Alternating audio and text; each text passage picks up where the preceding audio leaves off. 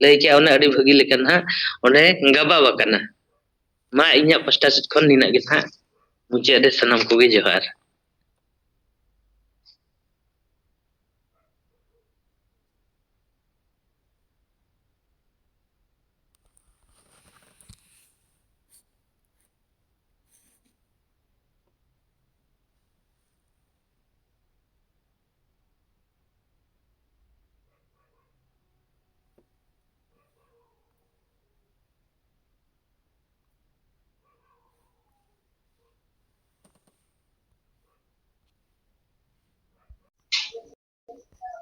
जोहार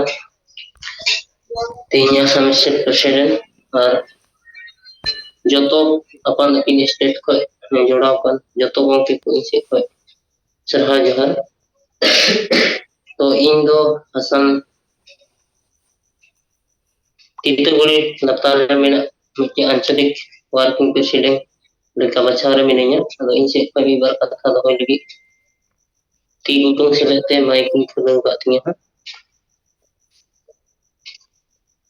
तो रोड गोटा दो तीन अब मिद गंके रोड के तबुन विकास चंद्र हेम्ब्रम। तो उना को तलारे इसे कोई कथा दोहेदा। तो अबू सालखान मुर्मू गंके चेचों कथा है दोहे लगी माइक खुले रे ऑप्टा बांग अंजम कना अदो उना तलारे कथा ले कल इक्कोदा।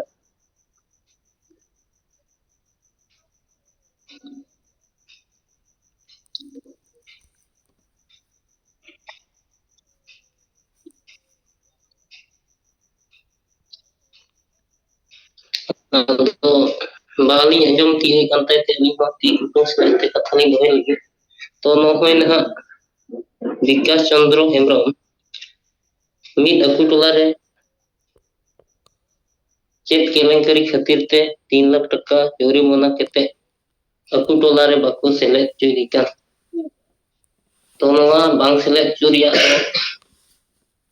चेत चों प्रॉब्लम बाको अकु टोला रे तो ना येते अबु सेंगल से खय जुदी नोकान हर अबु जुदी बु वार दाड़ी को दाड़ी केते अबु गड़ो कुमा जुदी अकु को रिक्वेस्ट और बाको रिक्वेस्ट खाय दो अबु हो गड़ो रिया लगती दो बना मेनखान अकु जुदी को मेना जे गड़ो वाले पे तो उन रे अबु बु गड़ो को मेनखान उनी जहां नवा समाज रे से एटा धर्म रे चलाव कते दोसारे हे रुवर ना और उनी हे रुवर कते अबु जुदी उन के जब तकलीफ को खान से नोका डालम दाराय ते अबु उनको जम सफा करना सीम को बुन कोई को पावरा को बुन कोई को आर डाडम को तो नोका दो अबु समाज रे आर हो हड़बु आदम इया। तो ना येते कम खर्चोते अबु समाज रे बुन समाज सेलेक्ट को नोआ जतो खय भागिया कन। तो ओना येते जहां तिना जुदी उनी दुबकान हर जुदी कुसलाते कथा कोई मिलवा अबु तुलते गातिया आइडियोलॉजी का चला खान तो नोकान हर दो अबु एटा थी अबु समाज रे उन गान टका खर्चे लगी से समाज रे गड़ो लगी उन गान टका बाबू ने कना और मारे मी बार हर नोआ एमने फाक रे जम गिड़ी का लगी उन गान टका डाडम कते अबु जम सफल का अबु समाज रे जहां बड़ी ओना हो जल ठिकु कना और हो अबु रे समाज रेन हर अबु को तकलीफ ए को अदो काजेते एटा समाज से एटा धर्म ते दड़ गया। ओना येते अबु को नोकान हर दो अबु हेलेक कुरिया अडी लती कान तबुना और नंकु को हर अबु गड़ो कोना। और इन तला रे विकास चंद्र हेम्ब्रम गी अबु नोआ कथा रोड किदाय जे अबु संताल हपन जे पंजाब कुड़ी है बसला कदिया अदो उनी जुदी अपनार दाड़ियो दिखाय अबु संताल समाज रे पंजाब को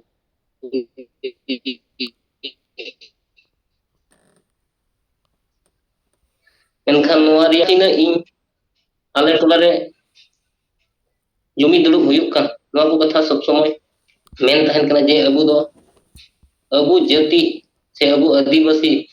से अबु सांताल जात खन एटा जात तलारेन कुड़ी दो अबु दो बांगबो बपला को नोकाना कथा सब समय मेनगो काना आर जुदी आरहों नोका गी जुम तराय रे आइमा ढेर हर नावा नावा को सेलेदो कान आर मारिन को मेना को अबु को सांताल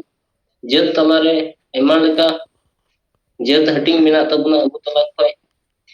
बापला कते बुन ताहेन मा एनखान एटा परेर जात रेन कुड़ी हर अबुआ समाज तलारे आलोबुन अबु आदर कुमा अबुआ समाज रेबुन अबु आदर रे अबुआ समाज रिया नियम नीति रायरित परंपरा मेना तबुन नोआ हो एटा जाति बांको बड़ाय दरिया और बाको बड़ाय तो ओना इयते अबुआ समाज रे एटा जात रेन कुड़ी दो अबु बांग ठिका और बांगी बेसोआ तो ओना इयते अली से कोई सब समय नियति मेता को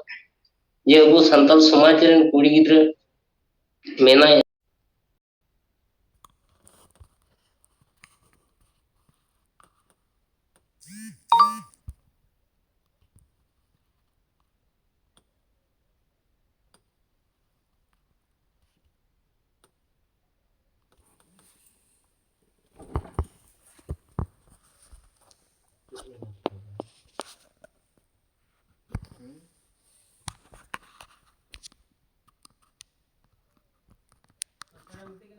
मुर्मू सलाह मैडम सुमित्रा मुर्मू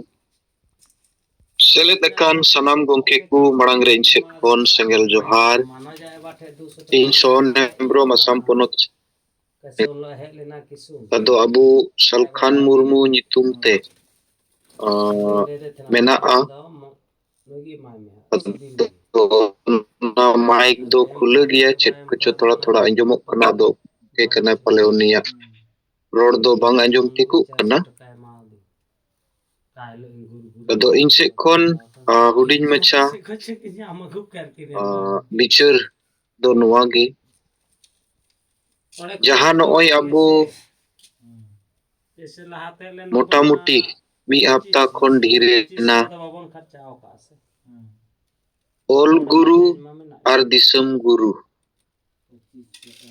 खन होय मारंगिया परसी जितकरिया सलखान मुर्मू नुआ मिटेन अबु बिचार नितो समाज टे बु सामांगा कादा और नुआ दो अडी जोथाद गिया चेदा एंते ओल गुरु ओक्ते जहां ताहे कना उन ओक्ते रे उनी आज जहां लेकाय चेकाले जहां लेका परिस्थिति ताहे कन उना हिसाब ते आज कमी केदा मिटेन दो मारंग कमी मेनतिगे गानोआ कारण परसी मा तिना जुग खोचो मेना अबुआ मेनखान ओना रिया चिकी दो 1925 रे उनी बेनाव रकाब और ओना चिकी तिगे अडी गान पुथी को और बोई कोई ओल करा जहां करे दो समाज दो जायजुग सेदाय रिगे ठके ताहेन मा उनकाना कथा होय ओल कदा आ तिना दो मोज तिना दो बड़ी मेनखान ओना तलारे जतोखन बड़ी कथा जे हंडी दुबुन न्युई गिया जोखा जनी से चारे लातार ओना माने गी ओना दो समाज रे रहे ताहेना और जहां दो नितो अबुआ समाज रे प्रसाद मेन कते हड़ को कना मेनखान प्रसाद लेका दो बांग माताल लेका जहां कारण ते माताल घटी रे संताल जत दुबुन डुबुजो कना दोसर कथा आबु दो नॉन पॉलिटिकल रिया कथा बाबू राजनीतिया और ओना खातिर ते नित जुदी बुन नेला एंडेखान समाज रे कानून और संविधान बनावेन रे हो संविधान ते दिसम चला करना और पार्लियामेंट की ओंकान मिटन ठौ कना जहां रे दो समाज रिया हुयु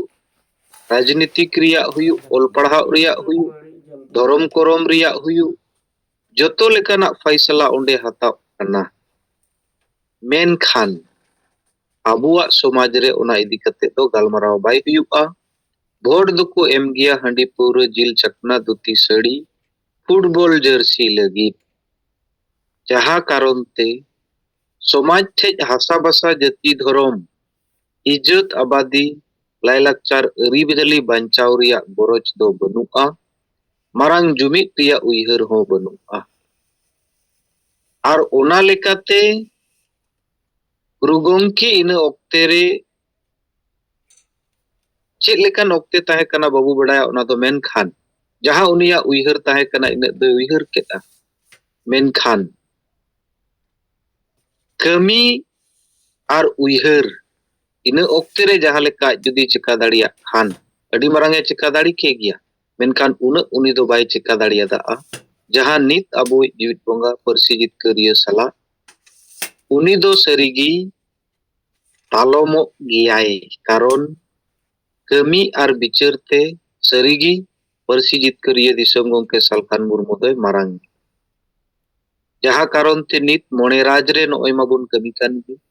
Ar noa bicar do dharti jakat ren santal ko lagit kana. Shibu Soren jahai bun nyumi kana chet karon te disam guru ko metaya ona do bañ badaya. Menkhan nui do disam guru nyutum tegi goj kat bona. Karon nui ichha lekhan adi aimai cheka dari kiya. Menkhan somaj lagit do mitten ho positive chet ho bai cheka kada.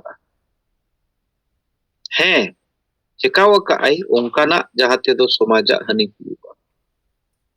Jharkhand re domicile niti do bakwas e metawada. Abuwa Santali rajbhasa huyuk ma 300 bai rol leda. Ar Bihari ko jahai Jharkhand ko विरोध le alago jukai. Unku Bihari ko ge onde joto khoj marang bada bhai benaw ket ko. Ar ongkate aya rajniti chomkaw keta. Koti koti takai kamau keta. Menkhan Santal jat ko Adibasi jat ko brihot akar re jumit kate ko tahen ma.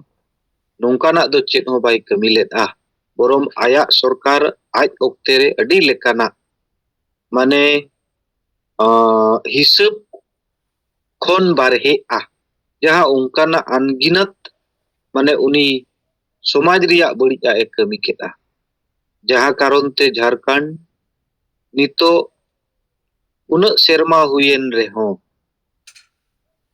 mane uniyak kicrik gi banuk leka. Men lekhan India riyak joto khoj kisaण rajyo do kana Jharkhand uranium ar adi lekana खनिज पदार्थों कोते. मेनखान joto khoj rengej nachar do onde gi adibasi menak koa jahai nit ho chet gi baku nyel nyam aka dunia do chet kana. Ar jaha karon te uni khon sarige parsi jitkariya disam gongke Salkhan Murmu doy marang giya. Somaj gi noa bai bicar dariyak kana. Ona do nukin barya guru karon te somaj doy bul tohela kana ar onde gi thaliya kana. Onate sarige noa bicar jaha bo samangka noa do adi jothad giya ar noa abu pasnaw riyak jarur menak tabun. Dosar katha jahai report keta anjom katet adi haharain bujhaw keta je Odisha disam re nito कानून और संविधान तहन तुलुज हो मंझी परगना मोहल rain मिट होड़ को और आतु होड़ को तलारे जहाय ईसाई धर्म से उचेड़ाकान होड़ रुवड़ो सानाई दी रहो उनी दो जबरदस्ती बाय रुवड़ दाड़िया नानो अडी भावना रिया समाज माने दो उनको चेक को बुझाव का ना दो बन बड़ाया तिहिन उनका उनकाते जुदी तहना एडेखान नोआ संताल समाज को सरीगी जाहिर बोंगा होड़ दुको आचबा गिया जहां उनी रुवड़ो लगित 2 लाख टका ina katet mit dawdo daka se chet ko abu Bikas Chandra Gongke lay keta bhavna riyak katha kana raska sala uni do bonga talai dorkar ar ruwad aguye dorkar somaj te hijuk kana मेनखान नोआ समाज रिया उइहर दो उना तपु अकाना जहाँ दो समाज मेनते दो नोडे सरीगे चेत हो बनुआ दुलड़ गी बनुआ और उनकाते मुचाद रे ओंडे जहाँ रिपोर्टिंग रे लई केदा पारगाना को दो सिमपावरा तेहो नोआ गानोक गिया को मेनेत कना ओंडेन को आतु हर दो उनको पारगाना को लगा को दालकू रिया कथा और जहाँ कारण ते पारगाना को दो आरहो ओना रिया डबल गुना उल्टा फैसला को हताव केदा 22 लाख टका उनको एमो हुई तकुआ बांखाय को दिसम बाड़ कुआ ओखा लेकान राज्य रे ओखा लेकान दिसम रे ओखा लेकान ओक्ते रे नितो बो जीवदो कना ओना रिपोर्ट अंजम ते अट्टी हाहाड़ा रिया कथा कना से उन मरंग कानून और संविधान ताहेन तुलुज उन अधम मनमी जहां दो मानवा हुई कते मानवा रिया न्यूम लेखा गे बांगे बाइब लेखा अदो नुआते सरिगी नित अबु जहाबु कमी कना परसी जितकरिया दिसम गोंके तकिना अयुरते नुआगी परमानेंट सॉल्यूशन कना जहाते दो इसयो खोज हो हिंदू खोज हो रुनु गुलु डांडम बारोन डनपंती खोज हो आबुरेन होड़ आबु बुन बंचाव दोहो इदी दाड़िया को सेते आबुआ रायरित अरी चली बुन बंचाव दाड़िया जाहिर थान मजी थान बो बंचाव दाड़िया आबुआ बेगार उपरुम बुन बंचाव दाड़िया बांखान नोआ मारी समाज बुल मताल मुरुक मजी कुआ बरसारे दो नोआ समाज दो सरीगी ईसाई समाज गिरजे बोंगा हिंदू समाज मुंदिर बोंगा रगी आत उतरुआ कारण होड़ माबुन इंकु कान गिया आधा दोबुन गिरजे बोंगा कना आधा दोबुन हिंदू बोंगा मुंदिर बोंगा नुकु जुदी को सेन चबा जाहिर थान मजी थान और मंझी मोड़े होड़ नुकु दुकु आत उतरुआ ओना रिया प्रमाण तिहिज ओने उड़ीसा रे अबो बुन अंजम के रिपोर्टिंग आधार पे मेनखान नोआ रिया अल्टरनेटिव सुधर उपाय सेंगेल परिवार अबो बुन बेनाव रकाब एतकान और ओना से ते समाज रे मिटते नवा समाज बो बेनाव रकाबेआ जहां दो मिट लेकाते मेन गानोआ सुधर समाज नापाई समाज जहां रे दुलड़ और गरज मेना बांखान अबुआ मारी समाज रे दुलड़ और गरज बनुक तिगी नुना संगे होड़ पाले तो एटा धर्म से सेनो लगी को बाध्य वकान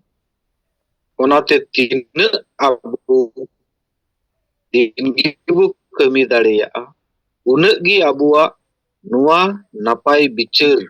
पासना आ समाज रे और नुआ बिचार तिगी अबुआ समाज पंचाव दाड़िया तेसर कथा दाराइकान नोय 15 नवंबर बिरसा मुंडा दो भारत सरकार घोषणा केदा 15 नवंबर दो जनजातीय गौरव दिवस जहां बिरसा मुंडा दो सिधु मुर्मू तकिन को तायोमे हुल्ला उनी बिरसा मुंडा दो धरती जकात रे जनजातीय गौरव दिवस रिया मिटेन मान भारत सरकार एमा दिया और जहां सिधु मुर्मू तकिन भारत स्वाधीन आंदोलन रिया जहां लड़ाई जुदी बुन नेला ओना खोन मांग रे कार्ल मार्क्स नोआ कथा ओल रकाब अकादा जे स्वतंत्रता लड़ाई रिया लड़ाई खान खाय दो संताल हुल गी कना ओना हुल जहां हुल रिया और संगते इंग्रेज कुआ हारता रिया उप तिंगु लेना और उनको नीर लगित को बाध्य लेना मेनखान तिही उनी सिधु मुर्मू अबुआ गोज समाज कारणते सिदा कनु टेड़ा कनु तिगी बो गोज कदिया और जहां कारणते सिधु मुर्मू नित दबिज बाबू स्थापित दाड़ियाय कना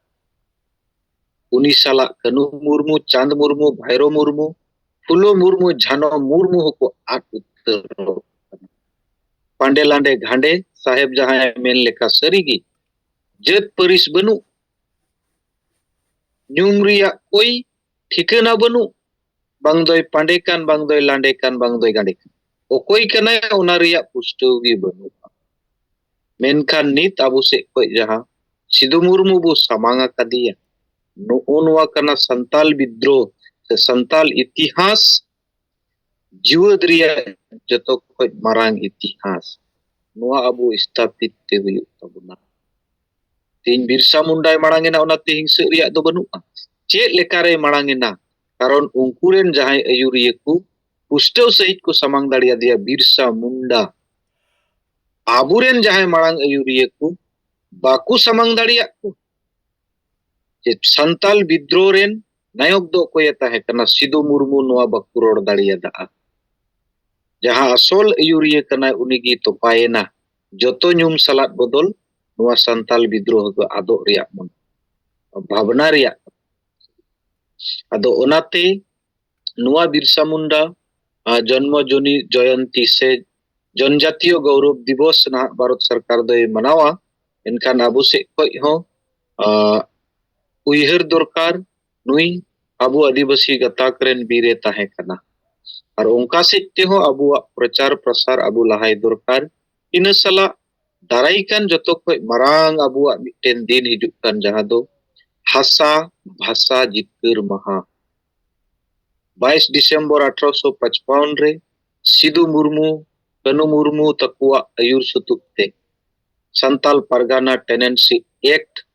आबुय जितकरा बुन ताहेना परसी जितकरिए जीवित बोंगा दिसम गोंकेया आयुर ते 22 दिसंबर 2003 रे असंभव गी ताहेकान संताली परसी एक्ट शेड्यूल रे सेलेदो कूटनीतिक कतेत रेहो ona संभव kate udua buna noa do mamuli kami do bang kana menkhan noa abu nit dabit jahaleka somaj grohon jarur rumuk buluk dandom baron den panti ar hissa suya ketirte nit dabit somaj bai grohon daria kau da abu uni grohon ucui legit chet leka bun kami daria chet leka bu prochar daria una adhar te jate somaj e baiddo ma nunak dabit abu noa manaw riak bun kurumutuy ma ale Assam redo Assam state se lekate noa naha kurumutu akad ale ar ongkate onde khon abuak somaj re jiwit ruwaro riak miten marang sandes em riak sapraw ko chalak ado niya ko okte re magongki inse khon ho khato macha reporting ar bichar ko do katet inya katha node giñ tukum ki a sanam ko aima sarhaw ar sengel johar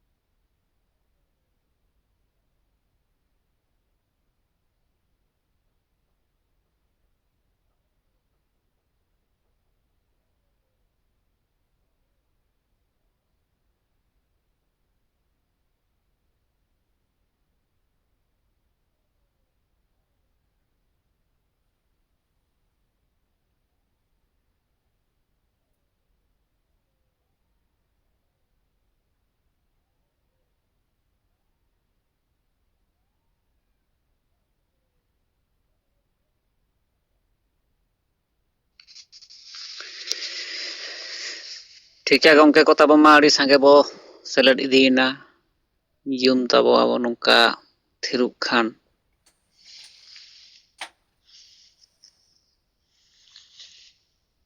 ᱟᱵᱚ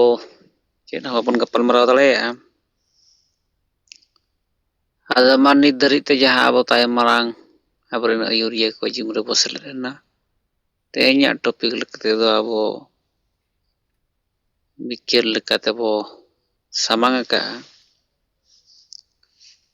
ᱡᱮ ᱚᱞ ᱜᱩᱨᱩ ᱟᱨ ᱚᱞ ᱪᱤᱠᱤ ᱠᱟᱨᱚᱱ ᱛᱮ ᱥᱟᱱᱛᱟᱲᱤ ᱵᱷᱟষᱟ ᱟᱨ ᱥᱟᱨᱱᱟ ᱫᱷᱚᱨᱚᱢ ᱟᱱᱫᱳᱞᱚᱱ ᱴᱷᱟᱠᱮᱫ ᱟᱠᱟᱱᱟ᱾ ᱱᱩᱠᱤᱱ ᱵᱟᱨᱭᱟ ᱜᱩᱨᱩ ᱨᱮᱱ ᱦᱚᱲ ᱜᱮ ᱱᱤᱛᱚᱜ ᱫᱚ ᱩᱨᱩᱢ ᱠᱮᱫ ᱠᱚᱜᱮ ᱟᱵᱚ ᱥᱟᱹᱨᱤ ᱠᱟᱱᱟ ᱱᱚᱣᱟ ᱫᱚ ᱡᱮ ᱥᱟᱱᱛᱟᱲᱤ ᱵᱷᱟষᱟ ᱨᱟᱡᱽ ᱵᱷᱟষᱟ ᱵᱮᱱᱟᱜ ᱢᱟ, ᱱᱚᱣᱟ ᱞᱟᱹᱜᱤᱫ ᱫᱚ ᱛᱤᱥ ᱦᱚᱸ ᱵᱟᱠᱚ ᱨᱚᱲ ᱠᱟᱜᱼᱟ, ᱵᱟᱠᱚ ᱠᱟᱹᱢᱤ ᱠᱟᱜᱼᱟ᱾ ᱢᱮᱱᱠᱷᱟᱱ ᱚᱞ ᱪᱤᱠᱤ ᱨᱮᱜᱮ ᱱᱩᱠᱩ ᱠᱚ ᱥᱟᱨᱮᱡ ᱮᱱᱟ, ᱚᱞ ᱪᱤᱠᱤ ᱨᱮᱜᱮ ᱠᱚ ᱛᱟᱦᱮᱸᱭᱮᱱᱟ᱾ ᱟᱫᱚ ᱚᱞ ᱪᱤᱠᱤ ᱫᱚ ᱛᱮᱦᱮᱧ ᱥᱟᱸᱜᱮ ᱦᱚᱲ ᱟᱵᱚᱨᱮᱱ ᱠᱚ ᱜᱩᱞᱟᱢᱮᱱᱟ, ᱱᱚᱣᱟ ᱜᱩᱞᱟᱢᱤ ᱨᱮᱜᱮ ᱠᱚ ᱛᱟᱦᱮᱸᱭᱮᱱᱟ, ᱱᱤᱛ ᱦᱚᱸ ᱢᱮᱱᱟᱜ ᱠᱚᱣᱟ᱾ ᱚᱱᱟᱛᱮ ᱛᱮᱦᱮᱧ ᱟᱵᱚ ᱱᱚᱣᱟ ᱵᱤᱪᱟᱹᱨ ᱨᱮᱵᱚ ᱥᱮᱴᱮᱨᱮᱱᱟ ᱥᱮ ᱩᱭᱦᱟᱹᱨ ᱨᱮ ᱚᱞ ᱜᱩᱨᱩ ᱟᱨ ᱫᱤᱥᱚᱢ ᱜᱩᱨᱩ ᱠᱷᱚᱱ ᱫᱚᱠᱤᱱ ᱢᱟᱨᱟᱝᱟ ᱱᱤᱛᱚᱜ ᱯᱟᱹᱨᱥᱤ ᱡᱤᱛᱠᱟᱹᱨᱤᱭᱟᱹ ᱫᱤᱥᱚᱢ ᱜᱚᱢᱠᱮ ᱥᱟᱞᱠᱷᱟᱱ ᱢᱩᱨᱢᱩ᱾ ᱟᱫᱚ ᱢᱟ ᱜᱚᱢᱠᱮ ᱠᱚ ᱛᱟᱵᱚ ᱚᱞ ᱜᱩᱨᱩ ᱟᱨ ᱚᱞ ᱪᱤᱠᱤ ᱠᱟᱨᱚᱱ ᱛᱮ ᱥᱟᱱᱛᱟᱲᱤ ᱵᱷᱟষᱟ ᱞᱟᱹᱜᱤᱫ ᱟᱨ ᱥᱟᱨᱱᱟ ᱫᱷᱚᱨᱚᱢ ᱠᱚᱞ ᱞᱟᱹᱜᱤᱫ ᱟᱱᱫᱳᱞᱚᱱ ᱴᱷᱟᱠᱮᱫ ᱵᱟᱭ ᱦᱩᱭ ᱟᱠᱟᱱᱟ, ᱱᱚᱣᱟ ᱵᱟᱠᱚ ᱠᱟᱹᱢᱤ ᱫᱟᱲᱮᱭᱟᱜ ᱠᱟᱱᱟ ᱱᱚᱣᱟ ᱚᱞ ᱪᱤᱠᱤ ᱠᱟᱨᱚᱱ ᱛᱮ᱾ ᱟᱫᱚ ᱢᱟ ᱱᱚᱣᱟ ᱪᱮᱛᱟᱱ ᱨᱮ ᱟᱯᱮ ᱠᱚᱣᱟᱜ ᱠᱟᱛᱷᱟ ᱦᱚᱸ ᱵᱚ ᱟᱸᱡᱚᱢᱟ, ᱢᱚᱡᱽ ᱜᱮ ᱠᱟᱛᱮ ᱠᱟᱛᱷᱟ ᱵᱚ ᱫᱚᱦᱚᱭ ᱢᱟ᱾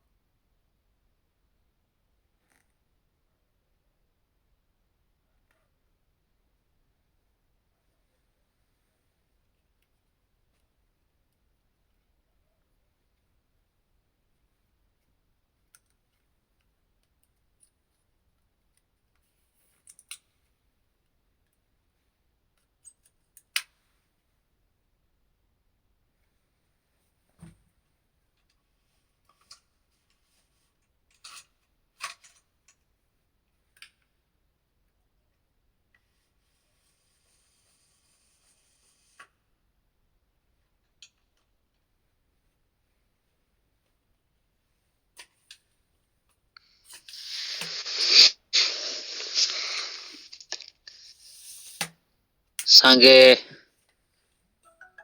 ᱥᱮᱸᱜᱮᱞ ᱨᱮ ᱱᱮᱛᱟ ᱠᱚ ᱢᱮᱱᱟᱜ ᱵᱚᱱᱟ, ᱮᱱᱦᱚᱸ ᱟᱵᱚ ᱠᱚᱣᱟᱜ ᱠᱟᱛᱷᱟ ᱠᱮᱴᱮᱡ ᱥᱟᱺᱦᱤᱡ ᱵᱟᱵᱚᱱ ᱫᱚᱦᱚᱭᱮᱜᱼᱟ, ᱡᱟᱦᱟᱸ ᱠᱤ ᱱᱤᱛᱚᱜ ᱟᱵᱚ ᱯᱩᱥᱴᱟᱹᱣ ᱠᱟᱛᱷᱟ ᱥᱟহেᱵ ᱛᱟᱹᱠᱤᱱ ᱠᱤᱱ ᱞᱟᱹᱭ ᱟᱠᱟᱣᱟᱫ ᱵᱚᱱᱟ ᱡᱮ ᱚᱞ ᱜᱩᱨᱩ ᱟᱨ ᱚᱞ ᱪᱤᱠᱤ ᱠᱟᱨᱚᱱ ᱛᱮ ᱥᱟᱱᱛᱟᱲᱤ ᱵᱷᱟষᱟ ᱟᱨ ᱟᱵᱚᱣᱟᱜ ᱥᱟᱨᱱᱟ ᱫᱷᱚᱨᱚᱢ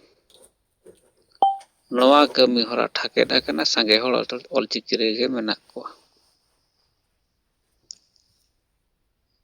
ᱱᱚᱣᱟ ᱪᱮᱛᱟᱱ ᱨᱮ ᱟᱵᱚ ᱠᱚᱣᱟᱜ ᱠᱟᱛᱷᱟ ᱵᱚ ᱫᱚᱦᱚᱭᱟ, ᱵᱤᱪᱟᱹᱨ ᱵᱚ ᱮᱢᱟ,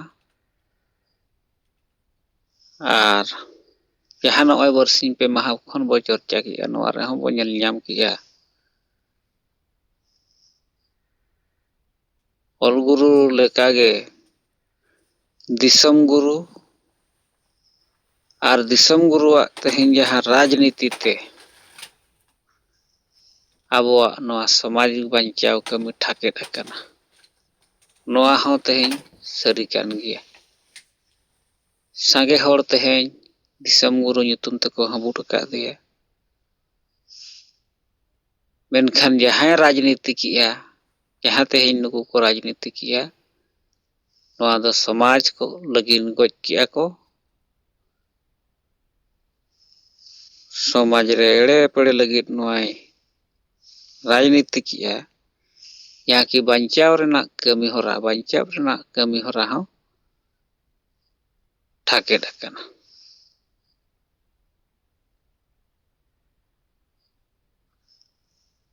ᱟᱫᱚ ᱢᱟ ᱛᱟᱵᱚ ᱱᱚᱣᱟ ᱪᱮᱛᱟᱱ ᱨᱮ ᱟᱯᱮ ᱠᱚᱣᱟᱜ ᱠᱟᱛᱷᱟ ᱠᱚᱵᱚ ᱟᱸᱡᱚᱢᱟ᱾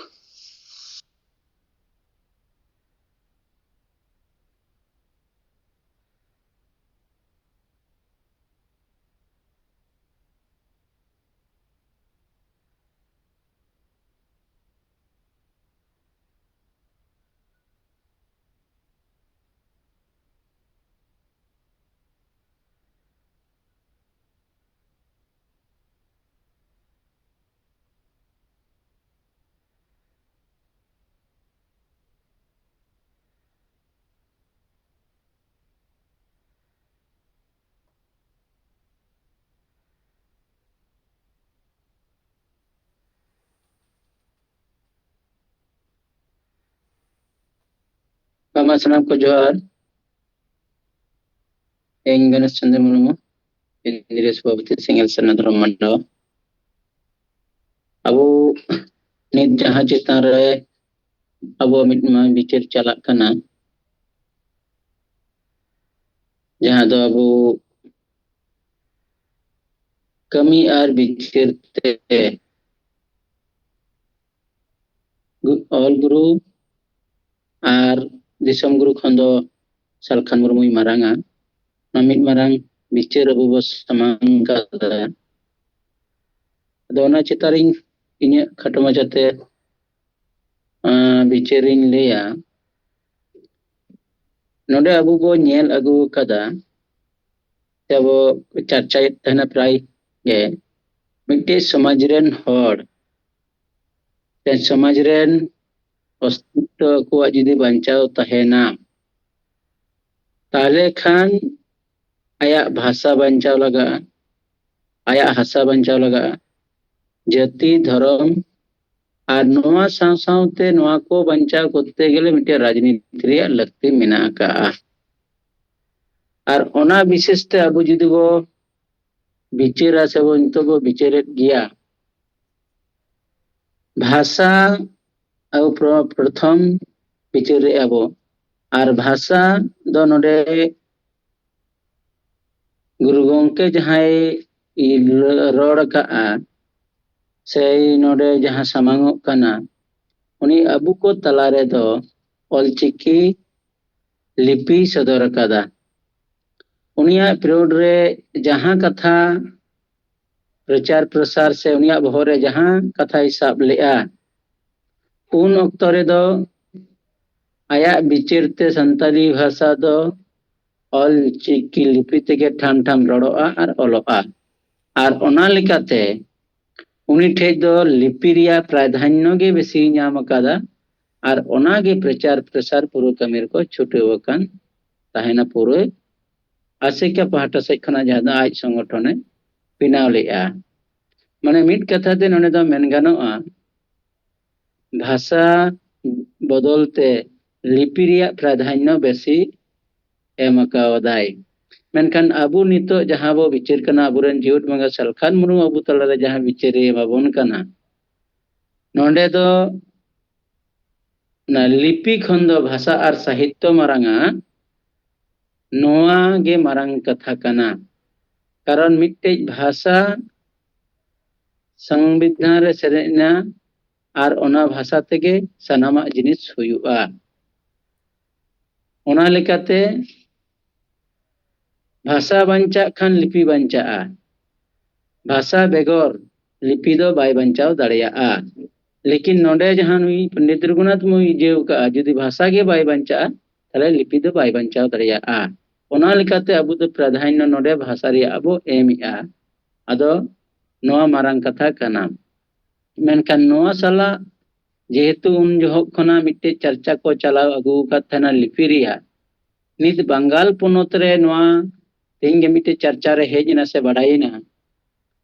উন দিন খনা নয় যে অলচিকি কাতে মেন রড আগু কা তাবনা কো বেশির ভাগ গে নিত বাঙ্গাল রিয়া জাহাं বাংলা শিক্ষা বোর্ড মিনা আকাদা ওনা বাংলা শিক্ষা বোর্ড খনা জাহাं সান্তালি পরীক্ষা কো হুই চইয়া उनको को एडमिट रे दो जे विभिन्न भाषाते aku परीक्षा को एम दाड़ियाआ ओना जायगा रे दो जेमन बांग्ला हिंदी उर्दू नेपाली ठीक आदिवासी को दो तखन ओने अलचिकी को मेन काते ओना एडमिट कार्ड रे दो नित अलचिकी गे मिना आका माने नोडे बुझेउ दाड़ियाआ बो जे अलचिकी गे अबु दो भाषा को सामांग के ताबोना और ओनागे तिहिं एटा जति मेन के दो बंगाली भाषा भाषी जेहेतु बांग्ला रे दो मेना कोआ उनको ओनागे को ऑल सामांग किया मेनखान नोडे दो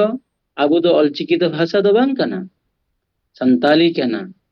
नोडे दो संताली ओलग दरकार ताहे कना नित हबिते ओनागे मेना आका आदो नोवा चेतान रे अबु हों थोड़ा सरकार साला थोड़ा रे ऑल बिल कते मिटे कागज एम दरकार कना जे नोडे आपे अलचिकी बांग कते संताली ऑल दरकार कना नोडे दो अलचिकी पे ऑल कता कारण लिपि ते दो मिटे नोडे दो भाषा दो बाय हुई दाड़िया नो लिपि पे ऑल का अलचिकी दोसर कथा धर्म चितान रे जहां अबु बो विचार कना ओला गंके लई किया माने 1977 साल रे बेदकंद्री डही रे नोडे धर्म रिया कथा च रकाब लेना पंडित रघुनाथ मुर्मू जखन धर्म रिया कथा रकाब किया ओना साव सावते के सरी धर्म से आरो एटा धर्म कोरेना कथा रकाब हेजिना नोआ तलाते अबु बडाय दाड़िया कना जे जखन गे विभिन्न धर्म नोडे कथा रापाचा हेजन तकवा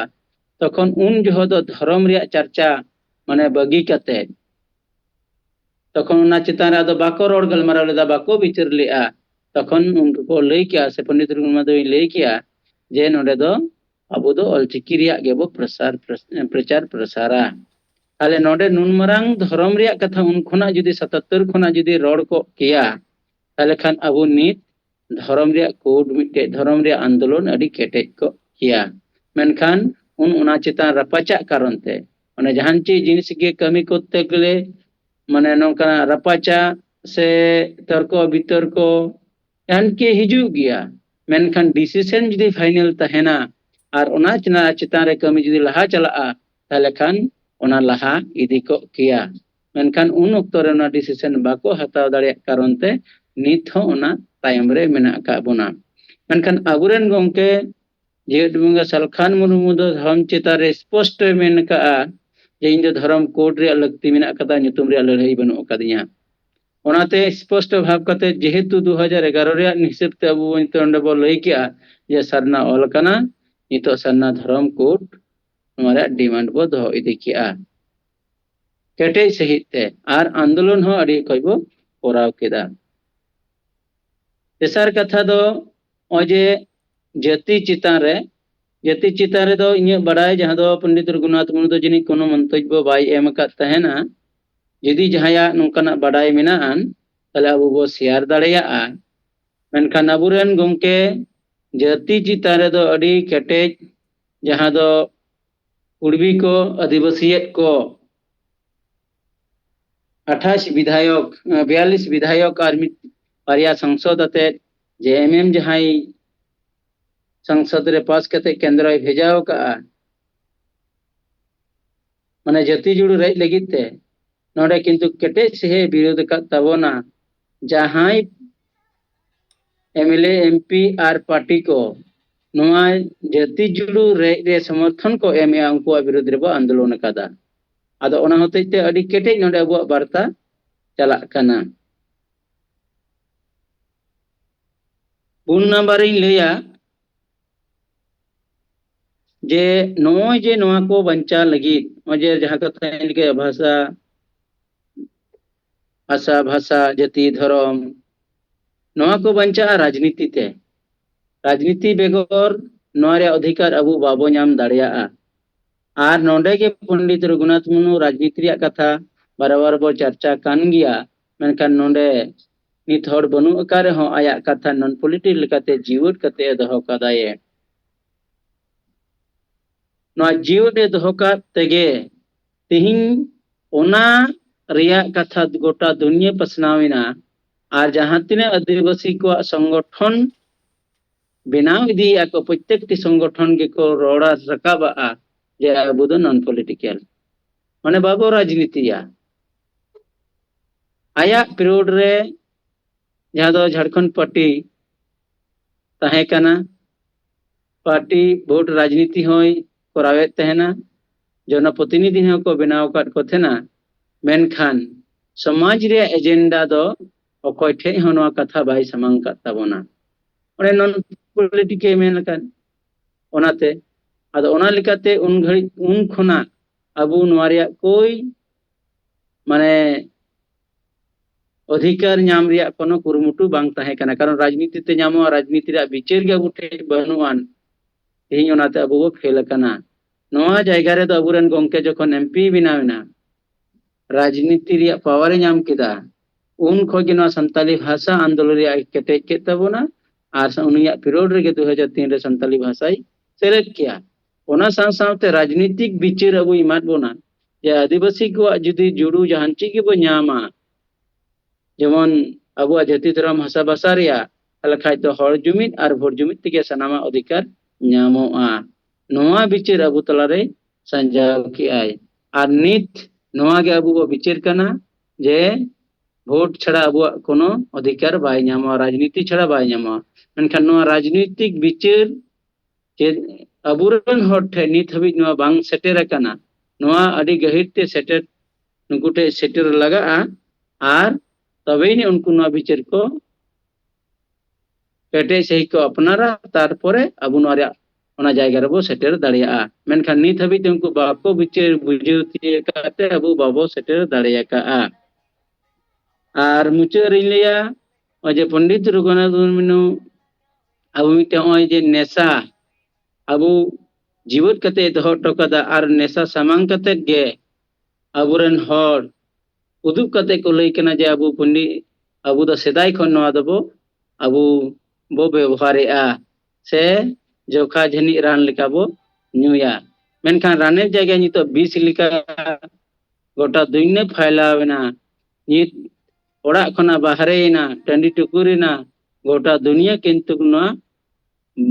बढ़ाव चलावेना नित न सामला मुश्किल रे पड़ाव कना कारण नित ओनाते के अबुरा अडी क्षति हुई कना आदो ओना को विचार अबु तलारे मना टू द पॉइंट 1 2 3 4 कते जदि नोआ बो विचारेआ आन ओना विचार तेगे अबु बो नित डिसीजन बो हता दरिया कना जे उन खोज नित हबी उन रिया कमी अनिता गोंके कमी ओना कमी तुलना कते विचार रे हो समाज सुधार रिया कथा बुरन गोंके लय का ओना समाज सुधार हो बड़ी अबो सहाया बेसा बो अपनारा आ नोआ अबु लगित ते समाज सुधार रिया कमी बो samang ka'a noate abu mane tulunamulok gongkeyak bichir do ketejok kana ar noa bichir tege poriborton reya mitte aach nyelogok kana ado ona khatir tege abu noa boktej bo em kya se noa katha bo rod kya kami ar bichir te do disam guru ar ol guru khondo aburen Salkhan Murmui maranga ado ma ᱤᱧ ᱯᱟᱦᱴᱟ ᱥᱮᱫ ᱠᱷᱚᱱᱟᱜ ᱫᱚ ᱤᱧᱟᱹᱜ ᱠᱟᱛᱷᱟ ᱤᱧ ᱫᱚᱦᱚ ᱠᱮᱭᱟ ᱢᱟ ᱥᱟᱱᱟᱢ ᱠᱚ ᱡᱚᱦᱟᱨ जोहार केंद्रीय संगेल सान्ना धरम माड़वा सभापति ताबो सावते पुरुलिया योनालहड़ गणेश चंद्र मुर्मू गंके तिकिना कथा बो अंजम किया नितो दो आबो तला तिकिन तुलका संगेल दिसम पारगाना सुनाराम सोरेन गंके मा बिना कथा तो ताबोन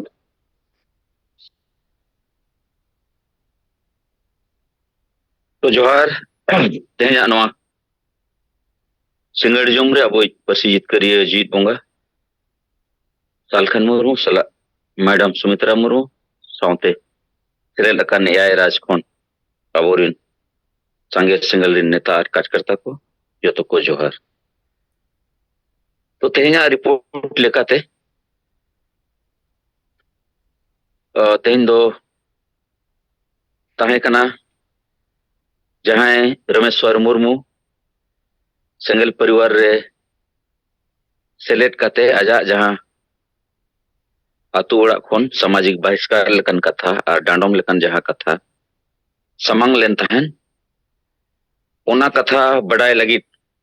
और उनिया परिवार रे जहां के आजा सामाजिक कमी बपला को बांग हुई अकन ओना ठके डकन कमी गपल मराव लेकाते चलाव हुई लेना तो ओना लेकाते उनी रमेश्वर मुर्मू रिन बहु जहां नितो बपला कते मित सेरमा गान हुई कना मेनखान पांजा टेकाव को बांग हुई अकन तहन मेनखान उनी पे महीना गान पेरेज हड़मो मेनाय कारण नो जे सामाजिक बहिष्कार अड़ी लेकना नोआ रे को प्रयास ले तहन नुको भारत जगत माझी परगना महल जहां बंगाल रिया टीम रिया नोतरे चांगा तो उनको बाको दाड़ियादा नोआ दो बाबू बड़ाय तहन मेनखान उना कोले आंजमात बोन बाद सलाते उना पास्टारिना कुड़ी पास्टारिना जहां जीत कथा जे इन दो माझी मोने होड़ाते एनंगे उनकिन कुड़ीरिन आज आयो बाबा कारण कुड़ीरिन दो चिली हो बनु को आयो बाबा छाड़ा तो उनका लगाते उनी जहां रमेश्वर मुर्मू वा आतु राजावासा गलुडी चुड़िंदा पोस्ट ऑफिस थाना घाटशिला तो उना लगाते उनी आको आतु माझी सला न्यापाम कते गलमराव हुईना और उना रे ओकाटा कंप्लेन मेना रमेश्वर मुर्मू तो उना कंप्लेन लेकाते माझी ओड़ा रे गलमराव हुईन बाद कथा को बड़ाई केट खान जे बांग जहां परिवार गे जहां कारण तेगे उन जुदी बापे बड़ाई होचोया आमा चेत को दोष कना मेनखान सामाजिक बहिष्कार दो बाय हुई कना मेनखान आजा मोने तेगे जखन मित सेरमा गान होड़ आजा कमी बांग हुआ माझी बापाड़ाई होचोक ताते रहो तो उनी आज आज ते स्वाभाविक कना मन इनको सामाजिक बहिष्कार का दिन गया ओना तेगे बाको गोड़ो गइन कना तो उनका लेकाते नुई माझिया हो पलेट बतर हुई जहां गे हुई लेकिन आले सला बेस गे गलमराव हुईन तायनम कारण जोतो आतु गे नितो दो बार गुट रे चला कना और जहां कारण ते माझी चेतान रहो जबाव दबाव तहन कन गया हना टोला नोआ टोला चेतान टोला लतार टोला अदो माझी ओल पढ़ावा कन रहो आजा व्यक्तिगत फैसला बाय तहन कना और उना व्यक्तिगत फैसला रे तहन कन खान जहां बांग जहां टोला रे काटघरे रे माझी तिंगुन कनाय और उनिया बोतोर तहन कना माझी पद खन सहा लेकना अदो उनका लेकाते मिद सप्ताह गान समय हतावा का है और उनी दो सेंगेल परिवार रे शामिल अकन खान सेंगेल परिवार सलाह गे तहेना तो मेनखान नोय जे जहां उनी रमेश्वर मुर्मू जहां दो माझी अकोई उनी ako भेदरिन कान गया को अदो उनका लेकाते उनी सनमा कथा बुझेन बाद उना राजा बसार नि माझी महेंद्र मुर्मू जहां 2 लाख टका डानोम रे कथा तहे कना उना दो आर मिटी आतुर नि माझी सला मिलो कते नुकु नुई को डांडोमे या मेनते जहां दो आज मानते बापला लेन तहन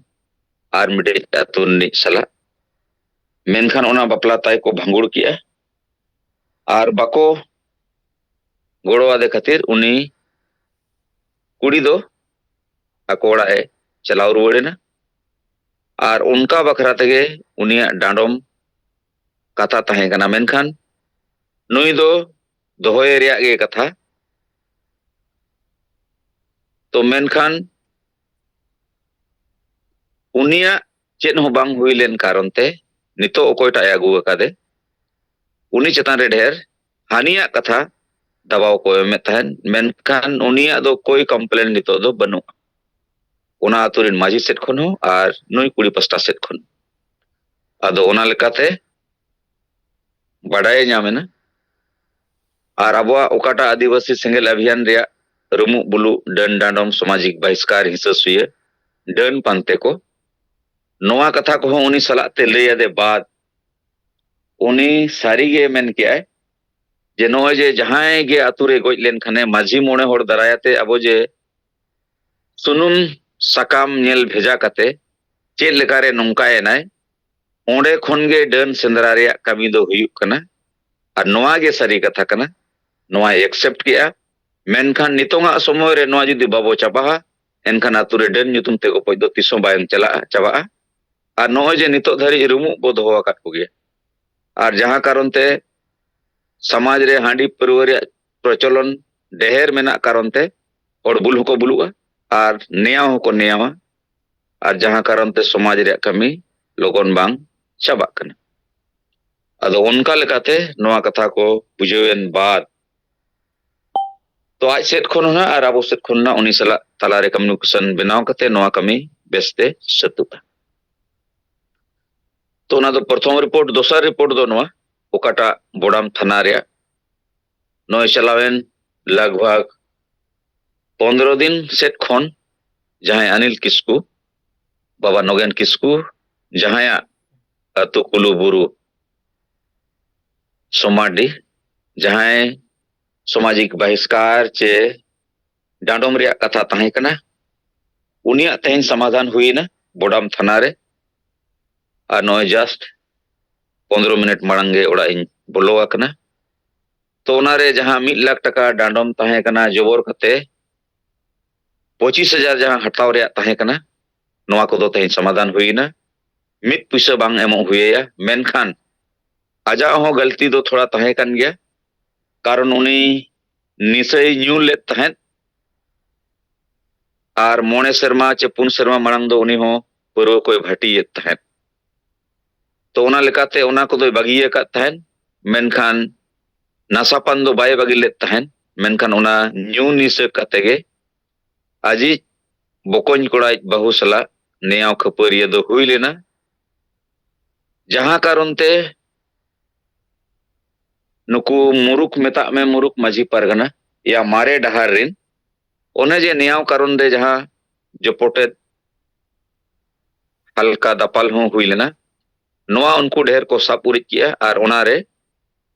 नो जे पाहुड़ को चेत को एमो हुयुआ बोंगा बुरु को हुयुआ नुंकाना कारण ते ओना दो को पेश दो को फसावले अदो ओनारे थाना प्रभारी और छोटा बाबू बाकी सेंगल रिन जहां गे कार्यकर्ता को संगे को तहे कना और उनका लेकाते ओनारे समाधान हो जे मा चेदा बेरेल दा ते बांग हुयुआ नितोंगा समय रे जुदी सारी गे जाति रे आगे मेना मेनखान उल्डरुड लोटा दा नोआ तेगे हुई दड़िया नोआ रे चिली ओझा सोखा चे जहाना रे लगती बनुआ अदो ओना रे जहां गे खर्चा हुयुक खान अदो ओना रे थाना प्रभारी सेट खन आज उनको ओना आतु रिनिज माजी और जहां को ताहे खान तो नुई ठेन खन दो हताव बांग हुयुआ इनगे ओना रे 1000 टकाई एमा पे कना नोय और गापा गे ओना आपे कमी पे आपे ओकालका पे बोंगा बुरुया पे से चिकाया पे ओना आपे पे बड़ाया मेनखान नुई पापे डांडम दाड़ेया और जहांटा भोज रे कथा ओना हो बांग हुयुआ मेनखान आतुरिन माझी मोड़े होड़ nyutum ते जहां गे मित बार होड़ माझी मोड़े होड़ nyutum ते नितो जहां उन दिन खन नुकु परिवार हो और परिवार रेया गे नियाव दो कना मेनखान ओना समाज से चलाव लेनखान ओना रे अड़ी लेकना हुयुआ मेनखान दुख रे कथा दो पंचायत प्रतिनिधि हो चिठी एम कते बाको साहस लिया तो नोआ कथा को बुझावत को और उनका लेकाते नितो नोआ समाज रे संविधान कानून मानव अधिकार जनतंत्र रे जुग कना नोआ रे दो ओने जे राजा राम मोहन राय लेका सती प्रथा सती दो प्रथा दो बांग चला ना दो थाना सेट खन हो और मिटंग महाशय ताहे कना ओंडे निक गे मेनखान नोआ को उनको उन बाको कुसिया कान तहन और ओना रे दो लीडरशिप भी तहन नई जलन मांडी अदो नितो नोआ बड़ाय नामो कना जे नुकु जलन मांडी को और जहां तिना गे मारे जुगरिन माझी को मेना को नुकु दो ग्राम सभा आलिया रूड़ी परता आलिया सेदाय खन मेना नोआ दो आले दो बाले बागिया और नोआ दो आतुर गे हुयुआ नोआ दो थाना करे दो बांग हुयुआ तो थाना परवारी सीधे मेता को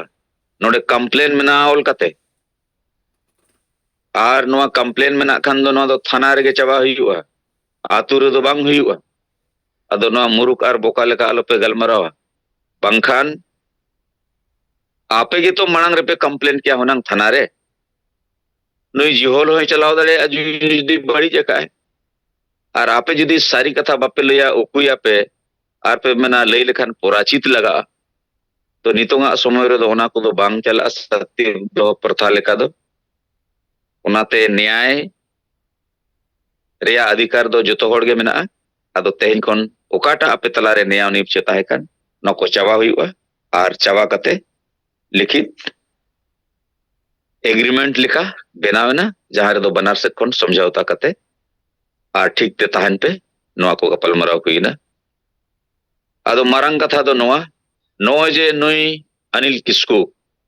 जहां आतु ओड़ा रे जहां परिस्थिति कना नोआ रे नोआ गे निल यामो कना नुकिन परिवार हो हुनंग बनार को गोज दाड़ियात किना हुनंग जुदी ओना समय रे नुकिन अबो ठेन खबर बाकिन ले किया और थाना प्रभारी हो हुनंग उनका बाको बुझाव किया एनका नुकिन परिवार हो हुनंग को गोज केत किना डांडों कर बारोन अदोमा अबो ओकाटा समाज सुधार रे कमी चला कना ना दो अड़ी बेस चला कना मेनखान नो अबो अड़ी ढेर पासनाव हुई अबोना एनखान अबो अड़ीगान होर बो ओवार दाड़िया को और सारीगे अबो समाज दो गुजु डहर रेगे मेना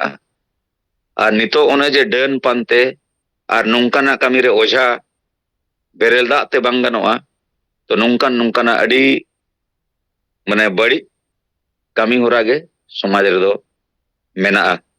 अदो नोआ को चाबाय हुयु खान दो सेंगेल गे चाबा दाड़ेया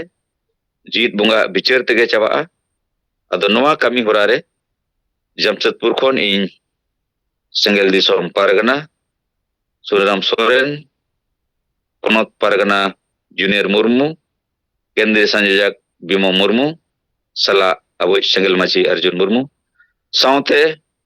अबोरिन पूर्वी सिंहभूम जिला पारगना चुनाराम टुडू और उदय मुर्मू नितो दो माजी पारगना माडवा पूर्वी सिंहभूम जिला अध्यक्ष सलाते अबोरिन बोड़ाम रे पूरा टीम मुर्मू और साउथे जहां गे बोड़ाम रिन अबोरिन सेंगेल रिन कार्यकर्ता को जतो सेलेक्ट को ताहे कना अदमा सनम को जोहार निया बार कथा रिपोर्ट ले कते ठीक है मा जोहार जोहार अड़ी पॉजिटिव रिपोर्ट किन समान के तबोना सेंगेल दिसम परगना सुनराम सोरेन गंके तकिन ᱟᱫᱚ ᱥᱩᱱᱟᱨᱟᱢ ᱥᱚᱨᱮᱱ ᱜᱚᱢᱠᱮ ᱛᱟᱹᱠᱤᱱᱟᱜ ᱨᱤᱯᱳर्ट ᱛᱟᱭᱚᱢ ᱛᱟᱭᱚᱢ ᱛᱮᱜᱮ ᱱᱚᱣᱟ ᱥᱚᱢᱚᱭ ᱟᱵᱚᱭ ᱵᱟᱹᱜᱤ ᱤᱫᱤᱭᱟᱫ ᱵᱚᱱᱟ ᱛᱚ ᱢᱟ ᱮᱱᱦᱚᱸ ᱛᱟᱵᱚ ᱚᱠᱚᱭ ᱠᱚᱣᱟᱜ ᱨᱤᱯᱳर्ट ᱠᱚ ᱟᱨ ᱱᱚᱜᱼᱚᱭ ᱡᱮ ᱱᱤᱛᱚᱜ ᱡᱟᱦᱟᱸ ᱴᱚᱯᱤᱠ ᱪᱮᱛᱟᱱ ᱨᱮᱵᱚ ᱵᱤᱪᱟᱹᱨ ᱚᱱᱟ ᱠᱟᱛᱷᱟ ᱠᱚ ᱪᱮᱛᱟᱱ ᱨᱮ ᱥᱟᱨᱮᱡ ᱟᱠᱟᱱ ᱠᱷᱟᱱ ᱢᱟ ᱟᱯᱮᱭᱟᱜ ᱠᱟᱛᱷᱟ ᱦᱚᱸ ᱟᱸᱡᱚᱢ ᱞᱟᱹᱜᱤᱫ 1-2 मिनट टाइम बो हताव दाड़ेयागा।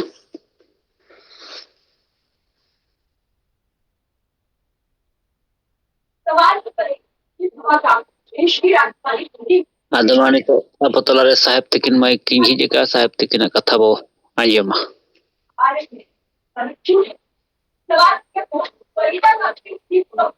सनम को जोहार साहेब जोहार सुनरम सोरेन सला जहाँ तीना शामिल को तहे कना जहाँ रिपोर्ट आंजोमेना अडी सराव गे इन सेट को